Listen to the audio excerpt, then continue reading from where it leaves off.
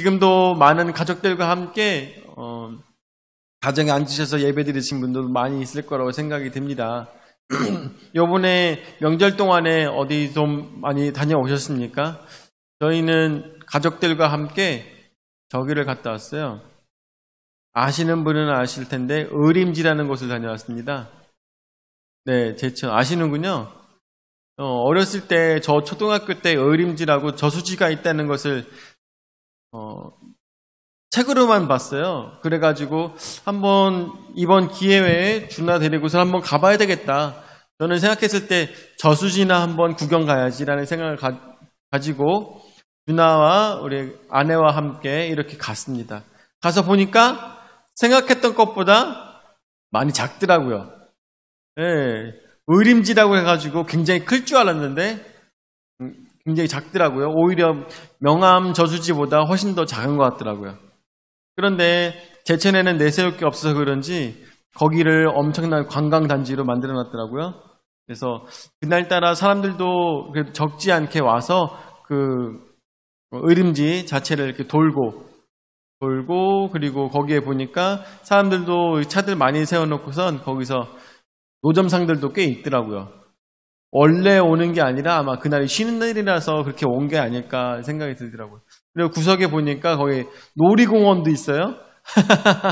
놀이공원도 있더라고요. 놀이공원에서 나 어린이 바이킹도 타고 뭐 이상한 뭐 이렇게 돌아가는 뭐 이런 거 좀 타고 그리고 놀다가 집에 왔습니다. 거기 가서 너무나도 좋았던 건 너무나도 마음에 드는 베개를 10,000원에 사왔어요. 노점상이었는데 노점상에서 그 아저씨가 하시는 말씀이 이거 인터넷에 사면은 한 15,000원 하는 건데 내가 지금 여기 싸게 파는 거라고 하면서 10,000원에 파시더라고요.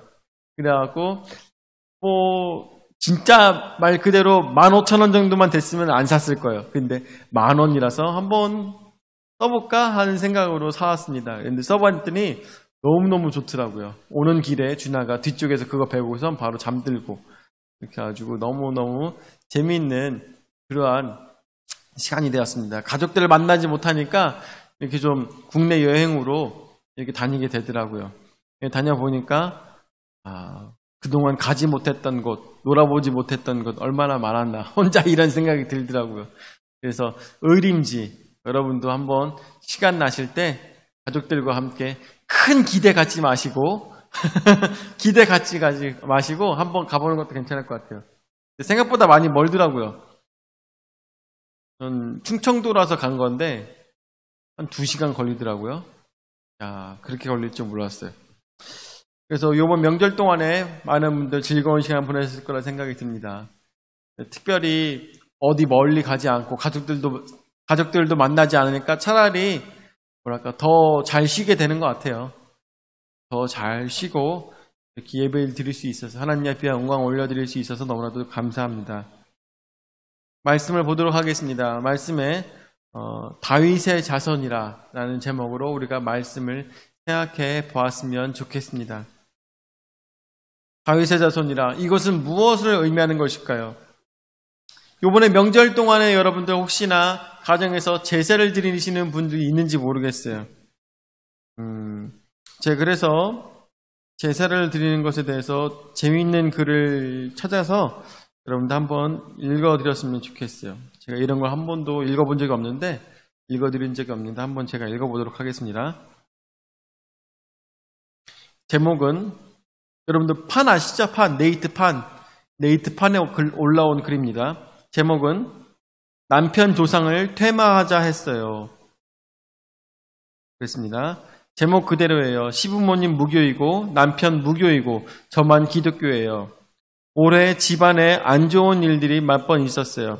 어머님이 올해 1월 달에 빙판에 넘어져서 손목뼈가 박살에 시동생이 일하다가 발가락 골절, 그리고 또 시누이 임신 초기 계류유산, 그리고 지난달에 남편 교통사고요. 다 크게 다친 사고는 아니라 있을 수도 있는 일이라 생각하겠지만 어머님은 아니셨나 친구들이랑 같이 점을 보러 갔다 오셨대요. 점집에서 조상님을 잘 모셔야 한다고 제사를 다시 지내라고 했다고 내년 설 차례부터 다시 지내자고 하셨대요. 제사를 안 지내면 앞으로 더 큰 위험이 닥칠 수 있다 했대요. 아직 어머님께 직접은 못 들은 얘기로 남편이 어제 아이랑 둘이서 시댁에 갔다가 들었다고 전해준 말이었어요. 저희 시댁 어머님이 3남 4녀 중 아들로서 세 번째이고 막내세요. 아버님 연세가 70이 지나셨어요. 제사 없어진 지는 10년이 넘은 걸로 알고 있습니다. 큰 집에 큰 아버님 돌아가시고 큰 집도 기독교다 보니 없어진 걸로요. 지금까지 안 지내던 제사 다시 부활하라뇨. 제사를 정성스럽게 지내면 조상이 해코지 안 한다고 그랬다는 남편한테 기가 막혔어요. 제사를 안 지내면 더 큰 위험이 생기고 제사를 지내면 괜찮다니. 그리고 제사를 다시 부활시키면 남편이 장남이니 나중에 저보고 지내라고는 거잖아요. 아직도 며느리 저 하나인데. 진짜 그 순간 바로 튀어나온 말이 퇴마하자는 말이었어요. 제사 안 지낸다고 해코지하는 조상이면 악한 귀신이니 퇴마해야 한다고 목사님한테 퇴마가 있는지 한번 말씀드려 보겠다고 했어요. 남편은 남편대로 제가 자기 조상 욕보였다고 큰 소리 치고 전 저대로 어머님이 저한테 제사에 제자도 얘기 꺼내게 하지 말라고 화내고 싸웠어요. 싸우고 오늘 화난다고 남편도 평소보다 1시간 일찍 출근해 버렸어요. 저도 밥 차려줄 생각 안 하고요. 제 생각은 변함없어요. 해코지하는 조상이면 퇴마해야 한다는 거예요. 제가 걸리는 건 그 얘기를 남편한테 대놓고 말한 건 잘못했나 하는 거예요. 제 결혼 조건의 중요한 요소 중 하나가 시댁이 제사 없는 집안이라는 이유도 있었으니까요. 제가 기독교니까요. 오늘이나 내일 중으로 제사 얘기 남편하고 다시 해볼 거예요. 제사는 절대 못한다고 할 건데 퇴마 얘기한 건 남편한테 사과하는 게 좋을지 알고 싶어요. 라고 사람들한테 의견을 물어봤습니다. 그래서 첫 번째 사람이 얘기한 게 아니 근데 맞는 말 아닌가? 밥 안 준다고 후손들 망치면 퇴마시켜야지. 라는 사람이 얘기했었고 또 웃으면 안 되는데 완전히 터졌다. 틀린 말도 아니네. 해코지하는 조상은 퇴마해야지. 또 어떤 사람은 밥 안 주고 해코지하는 조상이면 악기가 많네요. 퇴마가 답입니다. 라고 얘기를 했습니다. 여러분들은 어떻게 생각하십니까? 여러분들은 어떻게 하세요? 누가 그런 얘기를 하더라고요. 우리 할머니가, 할아버지가 밥 안 준다고 우리 사랑하는 그동안 그렇게 헌신하며 사랑해줬던 가족들을 괴롭힐 리는 없다. 그렇기 때문에 만약에 우리를 괴롭히는 신이 있다면 그것은 우리 할아버지와 할머니가 아니라 다른 악귀일 것이다 라고 그런 이야기를 하더라고요.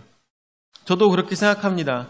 만약에 제사를 통하여서 그 집안에 제사를 드리지 않음으로 인하여서 그 집에 우환이 생기고 어려운 일이 생긴다면 그것은 부모님이 할아버지 할머니가 그들을 괴롭히는 것이 아니라 그것을 빙자해서 다른 영들이 그 집을 괴롭히는 것일 것이라고 저는 분명하게 생각합니다. 뿐만 아니라 기독교에 대해서도 우리가 알고 있는 그런 퇴마나 아니면 이런 것들을 생각했을 때 죽은 사람이 사람을 괴롭히진 않습니다. 죽은 사람을 빙자하여서 가족들을 괴롭히는 경우도 있죠.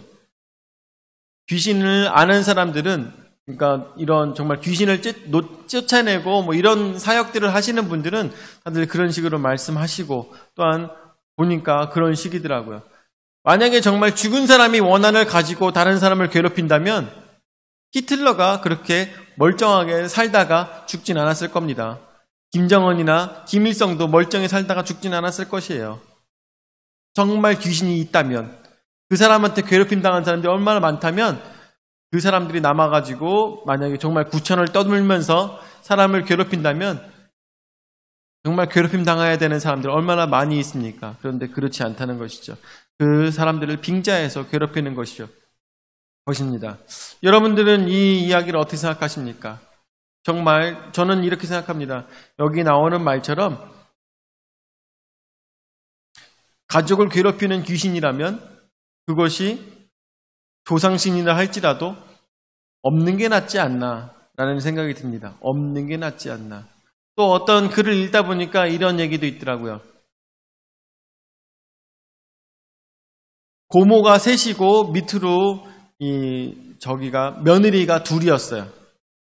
고모가 셋이고 며느리가 둘이었는데 이 두 명의 며느리 중에 한 명이 불의의 사고로 죽게 되었습니다. 불의의 사고로 죽게 되었어요.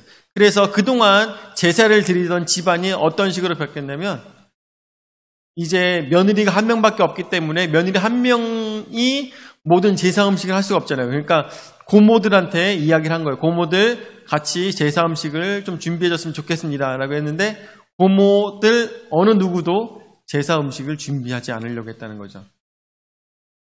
그런 것을 봤을 때 정말 제사라는 것은 대한민국에서 굉장히 여러 가지로 문제를 만드는 것 같아요. 가족들끼리 서로 힘들게 하고 어렵게 하고 그게 뭐라고 서로 미워하고 명절 때만 되면은 서로 그런 것 때문에 목소리 높아지고 그런 일들이 많아지는데 어쨌든 기독교인들은 제사를 드리지 않죠. 근데 저는 여러분들에게 말씀드렸을 때 제사를 드리든 안 드리든 여러분들 자유입니다. 여러분들 편하신 대로 하세요. 다만 기독교인들은 제사를 드리지 않습니다. 그걸로 인하여서 가족끼리 사랑하는데 금이 간다면 그게 뭘 좋은 게 있겠습니까? 그렇게 안 하고 서로 사랑하고 서로 살아있는 사람들끼리 서로 사랑하고 의지하며 서로 높여주고 하는 것이 얼마나 더 아름답고 감사한 일인가 우리가 생각해 볼 수가 있겠죠. 자, 말씀으로 돌아와서 다윗의 자손이라. 자, 말씀에서 24절부터 말씀을 보도록 하죠. 예수님께서 아픈 사람을 고쳐줬습니다.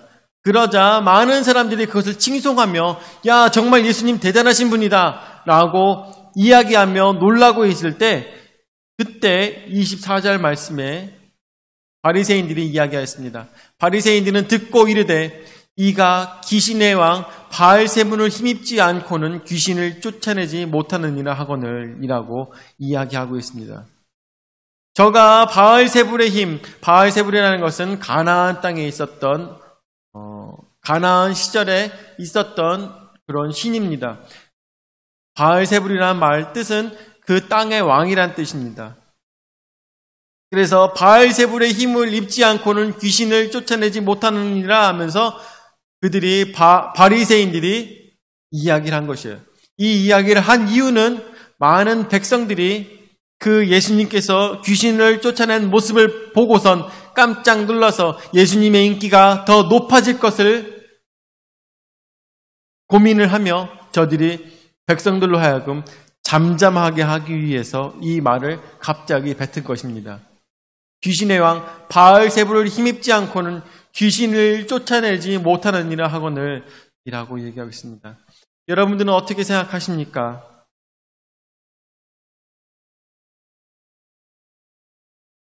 우리가 보통 이 귀신을 쫓아낼 때 어떤 형식으로 귀신을 쫓아냅니까?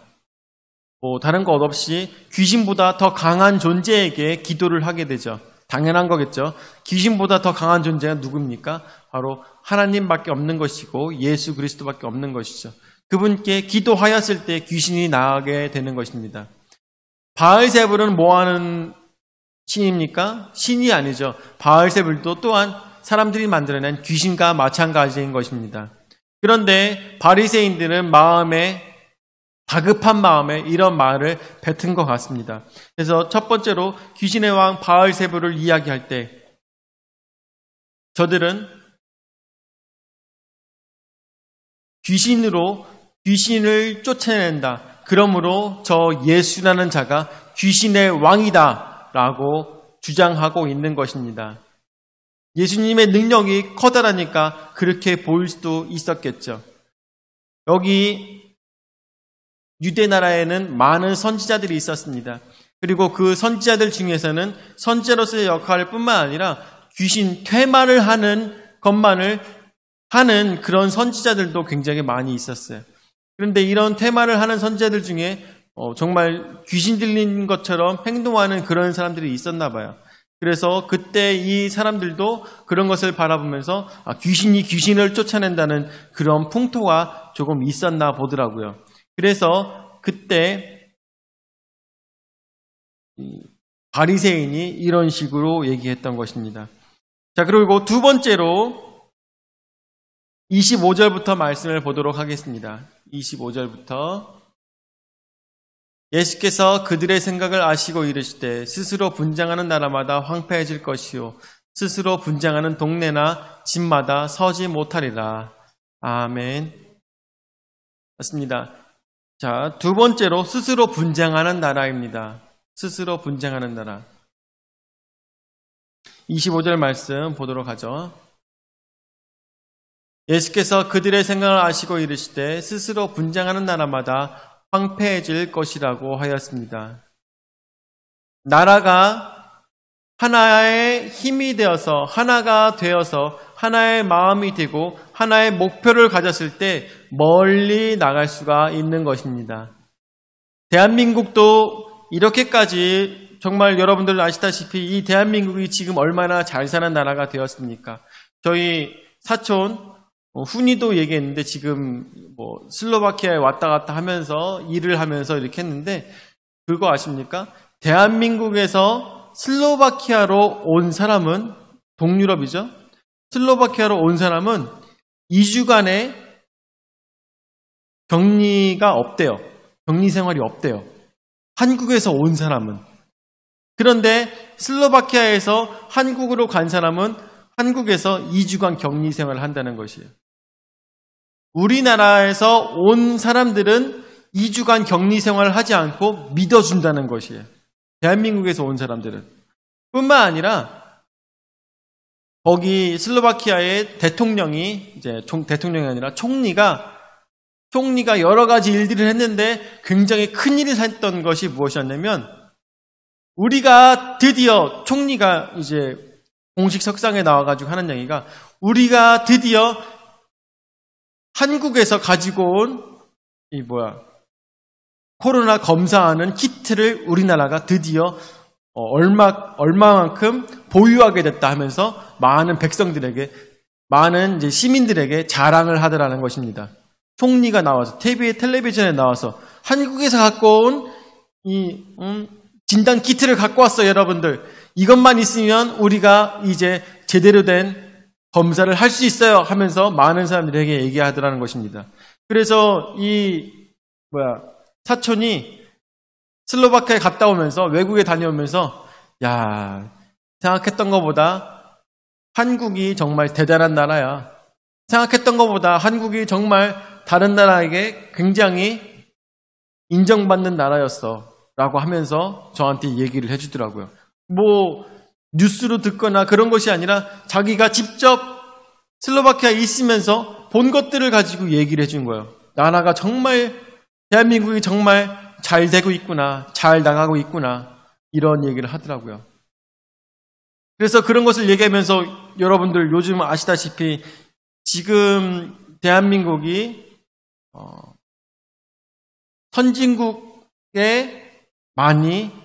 선진국 중에서 많은 선진국들 중에서 가장 끝에 있는 거 아십니까? 원래 스페인이 가장 뒤쪽에 있었어요. 근데 스페인보다 우리나라가 조금 더 앞섰다고 합니다. 그래서 이제 우리나라도 선진국이라고 이야기할 수 있는 지금 그런 단계에 있다고 그래요. 있다고 그러고 있습니다. 그런 것들을 생각했을 때 대한민국이 한 마음이 되어서 정말 이제까지 어땠습니까? 열심히 달려왔죠. 열심히 달려왔습니다. 한 나라가 한 마음이 되어서 열심히 달려오니까 정말 폐허 같은 아무것도 남아있지 않는 1950년대의 그 어려움과 그 힘든 모든 것들을 다 이겨내고 여기까지 우리가 왔다는 것입니다. 어떻게? 국민들이 한 마음이 되어서 그렇게 가능했다는 것입니다. 어느 때는 많은 사람들이 죽임을 당하기도 했죠. 어느 때는 어려운 시기도 많이 있었습니다. 어느 때요? 우리나라 국민들끼리 서로 죽이는 때도 있었죠. 국민들끼리 서로 미워하는 때도 있었습니다. 그럴 때 대한민국의 발전이 있었겠습니까? 아마 없었을 것입니다. 그럴 때는 대한민국도 너무나도 어려운 시기였죠. 지금 미얀마가 그런 시기입니다. 한 국민이 서로 한 마음이 되어서 한 목소리를 내지 못하고 있는 상황인 것이죠. 홍콩도 어떻게 됐습니까? 한 목소리를 내다가 한 목소리가 되지 못하여서 결국에는 목소리를 내던 사람들이 다 죽임을 당하고 결국에는 먹혀버린 것 아닙니까? 이제는 자신들의 의견을 피력할 수도 없는 그런 나라가 그런 지역이 되어버린 게 홍콩인 것이죠. 중국의 지배를 받게 된 것입니다. 여기에 있는 것처럼 스스로 분쟁하는 나라는 올바른 방향으로 갈 수가 없습니다. 스스로 분쟁하는 나라는 잘 될 수가 없습니다. 그 나라는 싸우기만 할 뿐이고 또한 서로가 서로를 속이게 될 뿐이며 정치가들은 국민들을 어렵게만 만들 뿐입니다. 그런 나라들이 얼마나 많이 있습니까? 베네수엘라만 해도 아시죠? 베네수엘라만 해도 정치가들이 자신들의 밥그릇만 챙기고 백성들을 생각하지 아니하여서 오히려 거기는 어떤 관광상품으로 뭘 파냐면은 그 나라 지폐를 가지고 뭘 만들어가지고 이렇게 팔고 뭐 이렇게 하더라고요. 그 나라 돈이 가치가 없어졌기 때문에 그런 것입니다. 예수님 말씀하시는 것처럼 스스로 분쟁하는 나라마다 황폐해질 것이라고 했습니다. 스스로 분쟁하는 동네마다 서지 못할 것이라고 말씀하셨습니다. 사단도 마찬가지입니다. 사단도 그들이 사단끼리 서로 싸우게 된다면 사단이 이루고자 하는 업적, 그것이 무엇입니까? 많은 사람들로 하여금 지옥에 데려가려고 하는 그 일을 해내지 못할 것입니다. 무슨 마피아도 아니고 서로 헐뜯고 서로 물어뜯으면 그 게임은 이길 수가 없죠. 그것은 이겨낼 수가 없습니다. 그런데 여기 나오는 것처럼 스스로 분쟁하는 동네가 서지 못하게 될 것이라는 이 말씀이 우리가 예수님의 말씀으로 깨달아 알 수가 있는 것입니다. 자, 26절 말씀 보도록 하죠.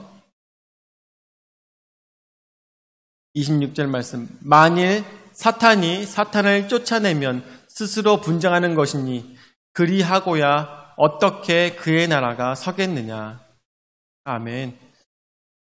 사탄이 사탄을 쫓아내면 스스로 분쟁하는 것이지.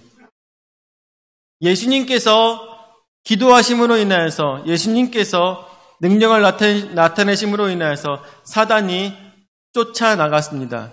만약에 사단의 힘으로 그것을 쫓아낸다고 하면 스스로 분쟁하는 것이니 어떻게 그 나라가 서겠냐고 이야기하는 것입니다. 사단은 가야 될 길이 확실했습니다. 어떤 길입니까? 사람들로 하여금 천국에 가지 못하고 하나님을 믿지 못하게 하며 예수 그리스도를 구세주로 영접하지 못하게 함으로 인하여서 저들은 우리 인간들로 하여금 죽음을 맛보게 해야 되는 그러한 것이 저들의 목표였던 것입니다. 여러분들에게도 여러 번 말씀을 드렸다시피 제가 기도할 때마다 제가 이런 귀신을 만날 때마다 그 아이들에게 아니면 그 귀신들에게 물어봅니다. 거기에 왜 들어갔냐 물어봅니다. 거기에 왜 들어갔냐? 그러면 언제나 한 가지만 대답하죠. 그 귀신들은 하는 얘기가 얘를 죽이려고 들어왔다고 합니다. 죽이려고. 귀신들은 하는 일이 똑같아요. 언제나 똑같습니다. 이 사람을, 이 귀한 영혼을 죽이기 위해서 그 안에 들어갔다는 것입니다. 그렇다면 네가 왜 그런 일을 하냐? 라고 물어봤을 때는 내가 하는 것이 아니라 제가 시킨 거다라고 얘기합니다. 그럼 누가 시켰냐? 라고 얘기하면은 파란 애가 시켰다고 합니다. 파란 애가 시켰대요. 근데 여러분들 정말 신기한 게 가는 곳곳이 다른 장소에서 제가 기도를 합니다. 다른 장소에서 기도를 한다거나 기도를 받거나 아니면 기도를 하는 것을 보게 됩니다. 다른 장소. 청주에서만 기도하는 것이 아니라 저희 남이면에서만 기도하는 것이 아니라 어디 딴 데 가서 제천이나 서울이나 인천이나 이런 곳에서 기도를 하고 그런 집회를 가서 그곳에서 기도를 해도 언제나 똑같아요. 언제나 똑같아. 너에게 이것을 시킨 놈이 누구냐? 귀신한테 물어봅니다. 너에게 이것을 시킨 놈이 누구냐? 라고 말했을 때 이 귀신들이 언제나 똑같이 얘기합니다. 파란 애가 시켰다고 합니다. 파란 애가. 대한민국을 책임지는 애인가 봐요. 파란 애가 시켰다고 합니다. 그래, 그럼 너 나가라. 너 나가라. 나가고 실패했다고 얘기해라. 그러면은 큰일 난대요. 죽는데요. 자기가 그럴 수가 없대요. 하면서 여러분들 기도해 보신 분들은 다들 아시죠? 귀신들 쉽게 나가지 않습니다. 왜 쉽게 나가지 않아요? 큰일 난대요. 나가면 안 된대요. 큰일 난대. 나가면 안 된대. 파란 애가 자기를 괴롭힐 거래요. 그렇기 때문에 나갈 수가 없다고 하더라고요. 언제나 그런 얘기를 하더라고요. 걔네들도 어때요? 귀신들도 한 마음이 되어서 하나의 목소리, 누구? 파란 애가 시킴으로 인하여서 그 일들을 감당해 나갔다는 것이죠. 그 일을 감당해 나갔다는 것이에요. 그래서 그들은 하나의 나라가 되고 하나의 목소리가 되어서 이 예수 그리스도를 믿고 천국에 가려고 하는 사람들을 다 죽여버리고자 하는 마음이 있다는 것이죠. 저는 그래서 여러분들에게 감히 말씀드리는데 여러분들 그런 말 많이 들어보셨을 것입니다. 자살을 하는 사람은 지옥에 간다는 이야기를 많이 들어보셨을 거라 생각이 들어요. 자살하는 사람은 지옥에 간다. 근데 저는 이것에 대해서 이렇게 생각합니다. 자살을 하는 사람이 지옥에 가는 것일까에 대해서 저는 고민을 해봤어요. 자살을 하는 사람이 정말 지옥에 가는 것일까? 이것에 대해서 고민을 많이 해봤는데 어떻게 생각해보면 성경에서 그런 사람이 없었을까? 성경에서 자살했던 사람이 없었을까? 고민을 해봤어요. 그런데 성경에서 자살한 사람이 있더라고요. 누굴까요? 우리 우서가 성경에서 자살한 사람이 누가 있을까? 유다? 그렇지, 유다. 유다는 지옥에 갔을까? 천국에 갔을까? 지옥에 갔을 것 같지, 그렇지? 우리는 알 수가 없어, 사실, 그렇지? 자, 혜선이가 생각했을 때 성경에 나오는 유다 외에 또 자살한 사람이 누가 있을까? 유다밖에 생각 안 나? 유다가 자살했었죠. 최명찬 목사님 생각하시기에 자살한 사람이 유다 말고 또 누가 있었을까요? 여러 사람이 있어요. 그래요? 저기도 있잖아요. 사울도 있잖아요. 그렇죠? 사울도 다른 사람이 죽인 게 아니라 자살했잖아요. 그렇죠? 근데 저는 사울은 생각했을 때 지옥에 갔을 것 같더라고요. 자, 그러면 특별한 자살을 한 사람 중에서 특별한 사람 한 명을 한번 생각해 봤으면 좋겠어요. 누구냐면 삼손에 대해서 한번 생각해 봤으면 좋겠어요. 삼손. 여러분들 삼손 김권사님 보시기에 삼손 자살이에요? 아니면 타살이에요? 자살 아니에요? 자살 아니죠. 근데 자살이잖아요. 저는 그렇게 생각해요. 지혜 너는 생각했을 때 어때? 지혜 네가 생각했을 때는 삼손은 자살이야, 타살이야? 그냥 그렇게 생각하지 말고 삼손은 천국에 갔을까, 지옥에 갔을까?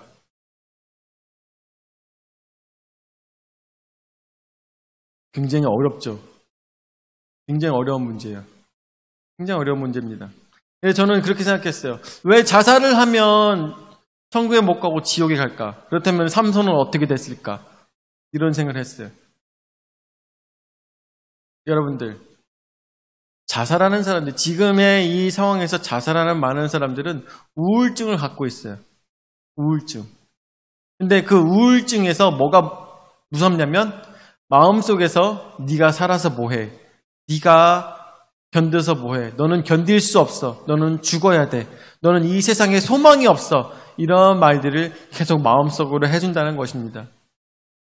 계속 마음속으로 해주는 것이에요. 그러다 보면은 헤어날 수가 없다가 나중에는 자신이 그래 내가 살아서 뭐해? 라고 하면서 자살하게 된다는 것입니다. 이거는 성령님께서 하시는 말씀이 아니죠. 하나님께서 하시는 말씀이 아니에요. 예수 그리스도의 사랑이 그 세상에 가득했다면 너는 필요가 없는 사람이야. 너는 죽어야 돼. 이런 말씀 안 하실 겁니다.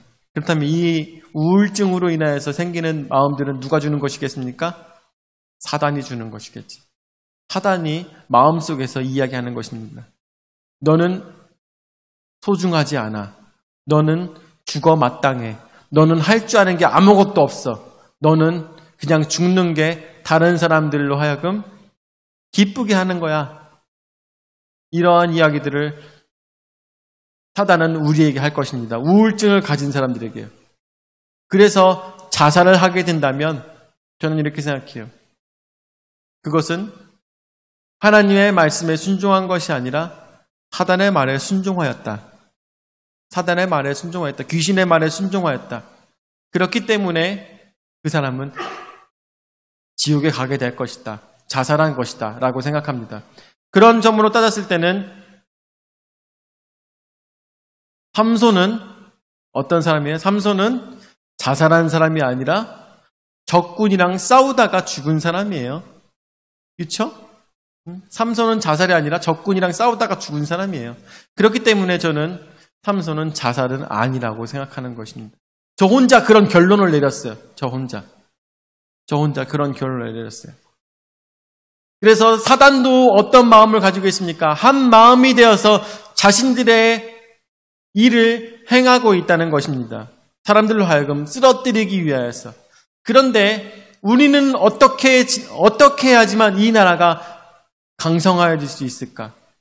사단도 그렇게 열심히 하는데 우리는 어떻게 해야지만 강성해질 수 있을까? 바로 세 번째, 다윗의 자손이라는 것을 우리는 기억해야 될 것입니다. 바로 이것입니다. 22절 말씀 보도록 하죠. 22절 말씀. 그때 귀신 들려 눈 멀고 말 못하는 사람을 데리고 왔거늘 예수께서 고쳐주심에 그 말 못하는 사람이 말하며 보게 된지라 라고 하고 있습니다. 귀신 들려서 이 사람은 특별한 사람이었는데 이 사람은 자신이 잘못했거나 자신이 어떤 약품이 눈에 들어갔거나 아니면 그 사람이 귀가 들리지 않았거나 여러 가지로 잘못된 것이 없이 그냥 이 사람은 귀신 때문에 눈이 멀고 말을 못하는 사람이었다는 것이죠. 이 사람이 혀가 뽑혔거나 눈에 이상이 있거나 그런 것이 아니라 귀신 때문에 그렇게 하지 못했다는 것입니다. 결국 뭐겠어요? 이 사람은 귀신으로 하여금 귀신이 어떠한 말을 계속 하겠습니까? 야, 너 눈도 보이지 않잖아. 야, 너 말도 못하잖아. 그냥 죽어버려. 그냥 죽어버려. 너 보지도 못하고 말도 못하잖아. 죽어버려. 라고 귀신이 이 사람 마음속에 이야기했을까요? 안 했을까요? 얘기했을 것입니다. 귀신은 언제나 한 방향으로만 달려가거든요. 하나. 목적은 하나. 천국에 가지 못하게, 죽어버리게, 죽여버리려고 하나의 마음만 가지고 저들의 나라를, 이 하나님의 나라를 무너뜨리려 한다는 것입니다. 그래서 이 사람은 귀신 들려서 눈이 멀었고 말을 못하는 이런 사람이 되었다는 것입니다. 그런데 이 사람에게 누가 찾아오셨습니까? 바로 예수님께서 찾아오신 것입니다. 그래서 예수님께서는 이 사람으로 하여금 기도해 주셨겠죠. 고쳐주심에 이 말 못하는 사람이 말하며 보게 된지라 라고 했습니다. 이 사람이 얼마나 오랜 시간 동안 말을 못하며 눈이 떠지지 않았는지 알 수는 없지만 굉장히 많은 사람들이 그것을 보면 저 사람 원래 보지도 못하고 말도 못하는 사람이었는데 갑자기 보고 말을 하네? 하면서 하나님께 영광을 올려드렸을 것입니다. 그러면서 이 사람들은 거기서 뭐라고 외쳤느냐? 23절 말씀에 보니까 뭐라고 외쳤냐면 우리가 다 놀라 이르되 이는 다윗의 자손이 아니냐 하니 아멘. 다윗의 자손. 이 유대인들에게 다윗의 자손은 어떤 의미가 있는지 아십니까? 다윗의 자손. 다윗의 자손은 왕입니다. 왕의 핏줄이에요. 하나님이 점지하신 사람입니다. 하나님께서 고르신 사람, 그 사람이 바로 다윗의 자손인 것입니다. 뿐만 아니라 저들을 구원할 메시아는 누구를 통해서 나타난다고 합니까? 왕의 핏줄, 바로 다윗의 자손에 의해서 저들을 구원할 자가 나타난다는 것을 저희는 이사야서의 예언을 통해서 백성들이 모두 다 알고 있었던 것입니다. 그들로 하여금 이제는 한 목소리를 나타낼 수 있는 때가 온 것입니다. 그 전까지는 세상의 고통으로 정말 눈이 보이지 아니하며 하나님의 예수 그리스도를 바라볼 수도 없고 또한 말을 할 수가 없고, 말을 할 수 없다는 것은 무엇을 뜻하겠습니까? 저들로 하여금 진실을 얘기할 수 없으며 언제나 거짓으로 자신을 좀먹고 죽어가는 그런 백성들의 모습이었던 것입니다. 그런데 그들에게 누가 찾아오셨습니까? 예수 그리스도, 바로 다윗의 자손 예수 그리스도가 나타남으로 인하여서 저들로 하여금 구원의 역사를 이루어 주신다는 것입니다. 그것이 바로 크리스찬으로서 한 목소리를 나타내야 되는 것입니다. 그것이 바로 우리 크리스찬의 한 목소리가 되어야 되는 것입니다. 저는 너무나도 안타까울 때가 있어요. 어떤 게 안타깝냐? 교회에서 한 목소리가 되지 않냐고 교회가 나눠지는 때가 있습니다. 교회가 나눠지는 때. 교회가 나눠지는 때가 언제인지 아십니까? 정치 얘기예요, 정치 얘기. 정치 얘기. 좌파와 우파, 중립, 이런 얘기를 교회에서 그렇게 하더라고요. 그런데 뭐 하는 것까지는 좋을 수 있어요. 뭐 정치 성향이 서로 다르면서 그거에 대해서 서로 의견도 다를 수 있으니까. 문제는 뭐냐? 그러면서 교회를 갈라놓는다는 것이죠. 교회를 갈라놔. 교회를 갈라놓으면서 너는 우파, 너는 좌파. 그러면서 서로 말하면서 서로 싸웁니다. 여러분들, 누가 원하는 거겠어요? 하나님께서 원하시는 걸까요? 하나님께서 너는 좌파 성향이 있으니까 너는 교회 가서 왼쪽에 앉고 너는 우파 성향이니까 교회 가서 오른쪽에 가서 앉아라. 하나님께서 그러실까요? 아닙니다. 그렇지 않죠. 그건 누가 하는 거겠어요? 사단 마귀가 하는 겁니다. 사단 마귀가 좌파와 우파로 교회를 나누는 것이죠. 그렇게 해서 서로 헐뜯고 서로 미워하게 만듭니다. 정말로 제가 아는 교회는 정치 성향이 안 맞아서 교회 안 다니신 분도 있어요. 제가 아는 교회 얘기 들어보니까 진짜 있더라고요. 정말 설마 그러겠어라고 했는데 자기는 목사님과 정치 성향에 맞지 않아서 교회를 떠나겠다는 거예요. 누가 하는 거겠어요? 하나님께서 하시는 거겠어요? 아니에요. 사단 마귀가 하는 거예요. 뿐만 아니라 교회 내에서도 여러 가지로 두 파로 나눠질 때가 있겠죠. 저는 갑자기 드는 생각은 그 좌파와 우파 그 얘기밖에 없지만 교회에서 여러 가지 모양으로 파가 갈라질 때가 너무나도 많습니다. 그런데 그런 것들은 누가 하는 것이겠어요? 사단 마귀가 하는 것입니다. 하나님의 나라는 한 목소리인 것입니다. 예수 그리스도의 나라는 한 목소리인 것입니다. 한 목소리, 무엇에 초점이 맞아야 되겠습니까? 바로 다윗의 자손 예수 그리스도의 사랑 아래 우리는 한 목소리가 되어야 되는 것입니다. 오늘 우리가 이 교회, 이 풍성한 침례교회 많은 무리도 아닙니다. 그렇다고 적은 무리도 아니죠. 이 무리들 속에서 우리가 정말 한 목소리가 되어야 되겠습니다. 하나의 나라가 되어야 되겠습니다. 하나의 마음이 되어야 되겠습니다. 어디 아래? 담임 목사 마음 아래? 아니에요. 그게 아니라 예수 그리스도, 바로 다윗의 자손 앞에 우리는 한 목소리가 되어야 될 것입니다. 무엇을 향하여서?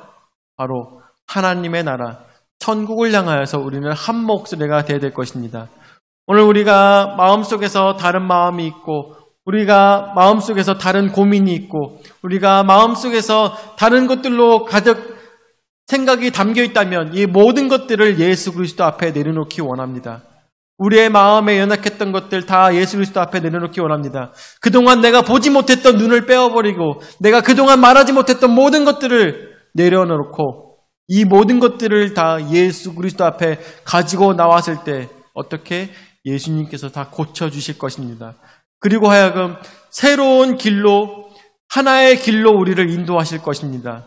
더 이상 눈이 보이지 않는 것이 의미가 없고 더 이상 말하지 못하는 것이 의미가 없이 이제는 예수 그리스도의 사랑 앞에 우리가 나아갔을 때 우리에게 천국문을 열어주실 것입니다. 이 한 마음을 가지고 세상의 모든 걱정 내려놓고 오로지 예수 그리스도만 찾는 여러분들 되시기를 예수 이름으로 축원을 드립니다. 아멘. 사랑의 주님, 은혜와 선할 감사를 드립니다. 오늘도 저에게 귀한 은혜의 말씀 허락하여 주셔서 말씀으로 깨달아 알 수 있도록 인도하여 주심을 감사를 드립니다. 아버지, 풍성한 침례교회는 무엇을 향하여서 가고 있습니까? 정치를 향하여 가는 것도 아니고 어떠한 사상을 가지고 살아가는 것이 아닙니다. 오로지 예수 그리스도만 바라볼 수 있는 우리 풍성한 침례교회가 될 수 있도록 인도하여 주시옵소서. 그러므로 인하여서 걸어가는 것이 아니라 천국을 향하여서 하나님의 나라를 위해서 달려가는 그런 아름다운 풍성한 침례교회, 또한 그 목소리를 통하여서 많은 사람들에게 전달할 수 있는 풍성한 침례가 될 수 있도록 인도하여 주시옵소서. 오늘도 저에게 귀한 은혜의 말씀 허락하여 주심을 감사드렸고 사랑이 많으신 예수님의 이름으로 기도드립니다. 아멘.